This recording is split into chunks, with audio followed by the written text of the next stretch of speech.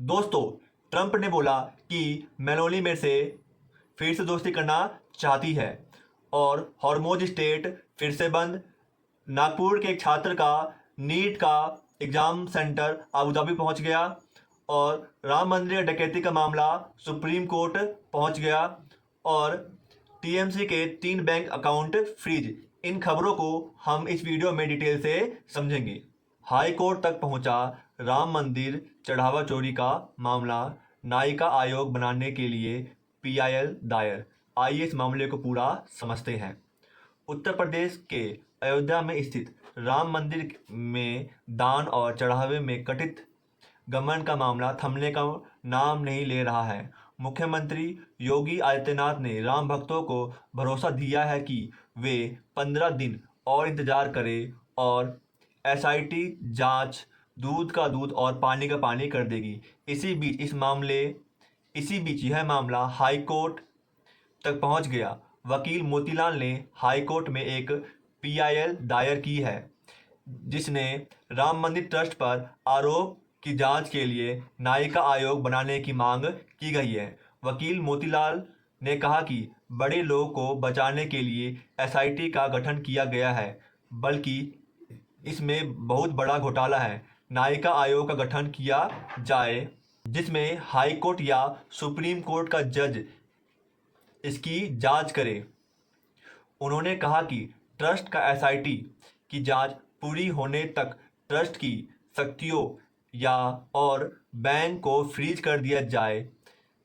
इसमें वो लड़के जो 10-12 हजार के लड़के रखे हैं उन्हें फंसाया जाएगा। जयंत राय और अनिल मिश्रा को बचाने का प्रयास किया जा रहा है और निपेन मिश्रा भी जयंत राय की बुराई नहीं कर रहे हैं, जबकि संतोष दुबे ने आरोप लगाया है कि ये घोटाला 200 करोड़ से ज़्यादा का है। जो सोना था वो चोरी होकर आर्टिफिशियल सोना को रख दिया गया है। इस मामले की सुनवाई अगले हफ्ते होगी। ममता बनर्जी को बड़ा झटका, टीएमसी के 3 बैंक अकाउंट फ्रीज, जमा है 440 करोड़।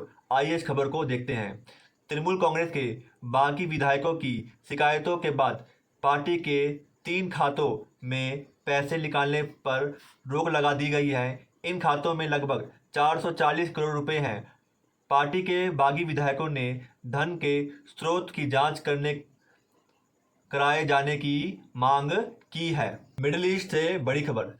मिडिल ईस्ट में जारी तनाव के बीच एक बार फिर से वैश्विक अर्थव्यवस्था और तेल आपूर्ति में सबसे अहम मार्ग स्ट्रेट ऑफ हॉर्मुज को बंद कर दिया गया है। ईरान के टॉप सैन्य कमान ने इस समुद्री मार्ग से होने वाली सभी कमर्शियल जहाज के आगमन को तत्काल प्रभाव से रोक लगाने की घोषणा की है। ईरान का आरोप है कि अमेरिका ने शांति समझौते की शर्तों का खुला उल्लंघन किया है, जिसके कारण लेबनान में इजरायली हमले लगातार जारी हैं। ईरान की तरफ से अचानक लिए गए इस फैसले से दुनिया भर के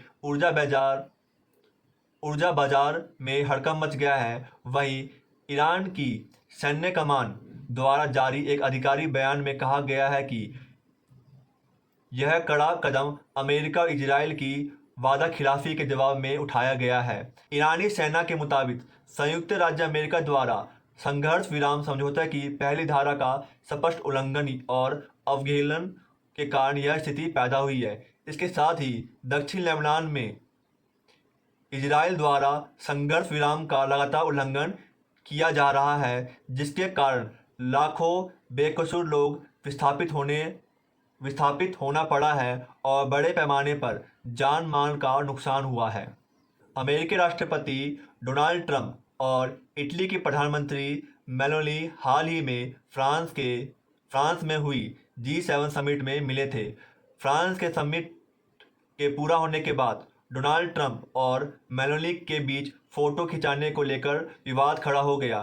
ट्रंप ने दावा किया कि इटली की प्रधानमंत्री ने उनके साथ फोटो खिंचाने के लिए मिन्नतें की। ट्रंप के इस बयान के सामने आने के बाद मेलोनी ने शुक्रवार को सोशल मीडिया पर एक वीडियो शेयर किया और कहा, ना तो मैं ना ही इटली किसी से कभी भीख मांगी है।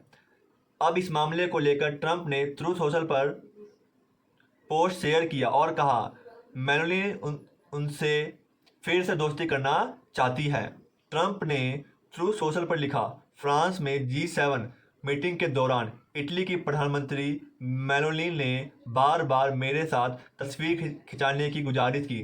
ट्रंप ने आगे बताया, इटली में उनकी लोकप्रियता का स्तर गिर रहा है, शायद इसलिए क्योंकि जब ईरान को परमाणु हथियार हासिल करने या बनाने से रोकने की बात आई तो उन्होंने अमेरिका का साथ देने से इनकार कर दिया।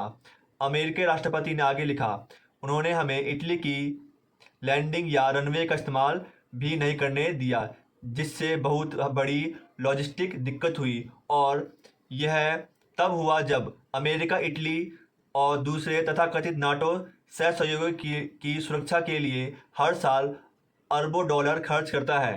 ट्रंप ने आगे बताया, अब जब अमेरिका ने ईरान को सैन्य रूप से हरा दिया है तो वह अपनी लोकप्रियता बढ़ाने के लिए फिर से दोस्ती करना चाहती है। नहीं शुक्रिया। नीट 2026 री एग्ज़ाम में नागपुर के एक छात्र को आबू धाबी में एग्ज़ाम सेंटर अलॉट करने का मामला सामने आया। इस घटना में सोशल मीडिया में एनटीए के सिस्टम की किरकिरी हो रही है। कांग्रेस नेता राहुल गांधी ने भी एनटीए और सरकार पर निशाना साधा है। आइए इस मामले को पूरा समझते हैं। दरअसल हाल ही में महाराष्ट्र नागपुर में रहने वाले नीट एस्पिरेंट अब्दुल्ला मोहम्मद तालिब के पिता ने दावा किया कि उनके बेटे का नीट यूजीसी एग्जाम 21 जून को है, लेकिन एनटीए की ओर से जो एडमिट कार्ड जारी किया गया उस पर एग्जाम सेंटर आबू धाबी का स्कूल है। पिता ने यह भी कहा कि इससे उनका बेटा इस घटना से टूट गया। उनके पास ना तो पासपोर्ट है और न ही परिवार के पास विदेश भेजने के पैसे हैं। वो पूरा रात रोया और अब नीट एग्ज़ाम भी नहीं देना चाहता। उनकी माँ उसे समझाने की कोशिश कर रही है। न्यूज़ एजेंसी एनआई को छात्र के पिता ने बताया, कल शाम 4 बजे एडमिट कार्ड डाउनलोड करने पर उन्हें पता चला कि सेंटर अबू धाबी का एक स्कूल है। हम हैरान रह गए क्योंकि हमने ऐसा कोई ऑप्शन चुना ही नहीं था। हमने हेल्पलाइन नंबर पर कॉल किया, उन्होंने हमें मेल भेजने के लिए कहा। मेल भेजने के बाद हमें कॉल आया कि शनिवार शाम 4 बजे तक हमें नया एडमिट कार्ड जारी कर दिया जाएगा। हमने ऑप्शन के तौर पर 3 जिले चुने। छात्र के पिता ने कहा, कल वह बहुत रोया और एग्ज़ाम भी नहीं देना चाहता, लेकिन उनकी मां ने उसे समझाने की कोशिश की। अगर वह मान जाता है तो वो एग्ज़ाम देगा। उनके पास पासपोर्ट भी नहीं है। परिवार की एनटीए से मांग है कि नागपुर का एग्ज़ाम सेंटर ही दिया जाए क्योंकि अब किसी दूसरे ज़िले में जाने का भी समय नहीं है।